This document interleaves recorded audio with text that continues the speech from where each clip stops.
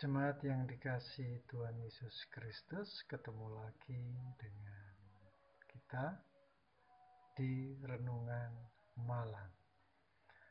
Malam ini kita akan bicara tentang jadilah pemenang kehidupan. Jadilah pemenang kehidupan. Dan untuk mendasari itu bersama-sama kita membaca dari surat 1 Korintus 9 ayatnya 23 sampai 27. Mari kita buka Alkitab kita. 1 Korintus 9 ayatnya 23 sampai dengan 27. Yang demikian. Segala sesuatu ini aku lakukan karena Injil, supaya aku mendapatkan bagian dalamnya. Tidak tahukah kamu bahwa dalam gelanggang pertandingan semua peserta turut berlari, tetapi bahwa hanya satu orang saja yang mendapat hadiah? Karena itu larilah begitu rupa sehingga kamu memperolehnya. Tiap-tiap orang yang turut mengambil bagian dalam pertandingan menguasai dirinya dalam segala hal. Mereka berbuat demikian untuk memperoleh sesuatu mahkota yang fana, tetapi kita untuk memperoleh sesuatu mahkota yang abadi. Sebab itu, aku tidak berlari tanpa tujuan, dan aku bukan petinju yang sembarangan saja memukul, tetapi aku melatih tubuhku dan menguasainya seluruhnya, supaya sesudah memberitakan Injil kepada orang lain, jangan aku sendiri ditolak. Nah, sampai di sini bacaan kita dari 1 Korintus 9 ayat 23 sampai dengan 27, dan kita tambah satu ayat yang terambil dari surat 1 Yohanes 5 ayatnya yang keempat, yang demikian. Sebab semua orang yang lahir dari Allah mengalahkan dunia. Dan inilah kemenangan yang mengalahkan dunia, iman kita. Sampai di sini pembacaan kita dari 1 Korintus 9 ayat 23 sampai 27 ditambah 1 Yohanes 5 ayat 4. Berbahagialah setiap orang yang kesukaannya firman Tuhan, merenungkan di dalam hati pikirannya, kemudian melakukannya dalam kehidupan sehari-hari. Haleluya. Ya. Saudara yang dikasihi Tuhan Yesus Kristus, kita mengambil tema jadilah pemenang kehidupan. Kita akan bicara dulu tentang pertandingan. Ya. Kalau kita bicara tentang pertandingan, orang akan membayangkan suatu pertandingan, bisa pertandingan olahraga, pertandingan atau lomba menyanyi, lomba cerdas cermat, atau pertandingan-pertandingan yang lain. Nah, kalau kita melihat pertandingan itu, yang kita bayangkan adalah kalau kita ingin menjadi pemenang, kita harus mengalahkan orang lain. Ya. Kalau kita ingin menjadi pemenang, berarti kita harus mampu mengalahkan orang lain. Nah, itu pertandingan dalam konteks yang kita lihat. Nah, kemudian yang kita baca tadi dari 1 Korintus 9, di situ juga disebutkan pertandingan. Pertandingan dalam konteks iman itu sebenarnya seperti apa?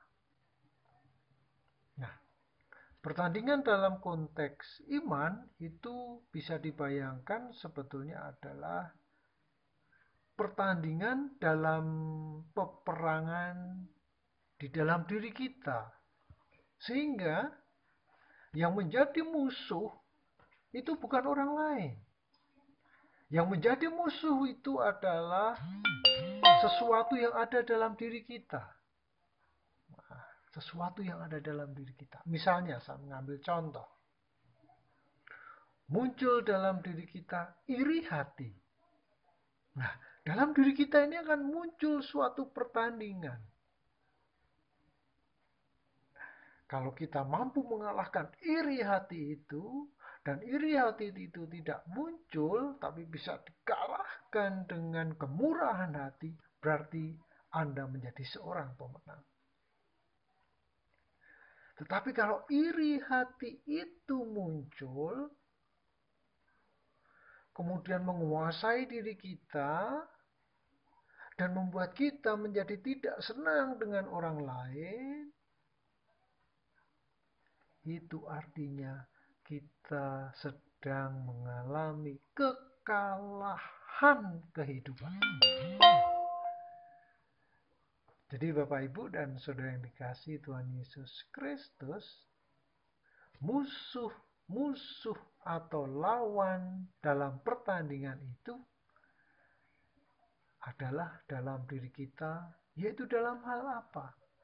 Iri hati, kedengkian, kecemburuan, tipu muslihat, kebohongan, pesta pora, kemewahan. Itu semua adalah lawan-lawan yang sesungguhnya dalam pertandingan iman. Sehingga yang harus kita kalahkan itu tadi. Jangan sampai kedengkian itu muncul mempengaruhi diri kita. Itu yang harus kita kalahkan. Itu yang dinamakan pertandingan iman. Bicara tentang pertandingan, kemudian ada muncul kemenangan. Saya pernah membaca sebuah buku namanya Psychology of Winning atau Psikologi Kemenangan. Buku ini ditulis oleh Dennis Waitley. Dalam buku ini dirumuskan manusia itu ternyata bisa menurut kehidupannya bisa dikategorikan menjadi 3 kategori. Yang pertama itu adalah manusia penonton. Yang kedua manusia pecundang. Dan yang ketiga adalah manusia pemenang. Kita lihat satu persatu. Manusia penonton. Manusia penonton itu adalah jenis manusia yang tidak berani berbuat apapun. Kalau mau melakukan itu takut salah, mau melakukan sesuatu takut dicemooh, karena semuanya yang adalah takut sehingga dia tidak melakukan apapun. Dia hanya cukup menjadi penonton saja, menonton kehidupan. Itu kategori yang pertama, manusia penonton. Yang kedua, manusia pecundang. Manusia pecundang ini biasanya pikirannya selalu negatif. Apapun yang dilakukan oleh orang lain itu selalu dipandang dari sisi negatifnya. Sehingga di mata dia tidak ada sesuatu yang baik. Biasanya orang tipe seperti ini sukanya menjelekkan, pinter banget mencari kesalahan orang lain, kan gitu. Pokoknya pertama kali yang menemukan kesalahan pasti orang ini. Kritik pedas, tetapi tidak punya solusi. Nah, biasanya seperti itu. Ini manusia pecundang. Gitu. Yang ketiga, itu adalah manusia pemenang. Manusia pemenang itu adalah manusia yang selalu ingin berpikir, berbuat sesuatu agar keadaan ini menjadi baik. Sehingga dia selalu, supaya jadi baik gimana ya? Apa yang harus saya lakukan ya? Kemudian action. Nah, ini adalah manusia pemenang. Nah, Bapak Ibu, masuk kategori yang mana? Penonton, pecundang, atau pemenang? Nah, bedanya antara pemenang dan pecundang. Nah, ada beberapa perbedaan. Pemenang itu selalu menjadi bagian dari jawaban. Setiap ada masalah dia punya jawaban. Dia punya solusi. Nah, tapi kalau pecundang itu selalu menjadi bagian dari masalah. Tidak ada masalah, wah pasti dia. Itu namanya pecundang. Pemenang selalu punya solusi, jalan keluar. Kalau pecundang, dia selalu punya kambing hitam. Nah, kalau ada masalah, paling cepat nyalahkan orang lain. Selalu punya alasan untuk menolak. Nah, itu pecundang. Pemenang itu selalu akan berkata, biarkan saya yang mengerjakan untuk Anda. Tetapi pecundang itu akan berkata, wah ini bukan pekerjaan saya. Jadi kalau ada pekerjaan dia selalu menolak. Pemenang, kalau ada sesuatu yang salah, dia akan ngomong, ini salah saya. Tetapi pecundang itu akan berkata, oh saya nggak tahu, itu bukan salah saya. Nah, pecundang. Pemenang selalu berkata, ini harus dilakukan. Ada sesuatu yang harus kita lakukan. Tetapi kalau pecundang, itu hanya mengatakan, wah harusnya melakukan ini, harusnya melakukan itu. Tapi dia tidak melakukan. Pemenang selalu mengambil keputusan menang-menang.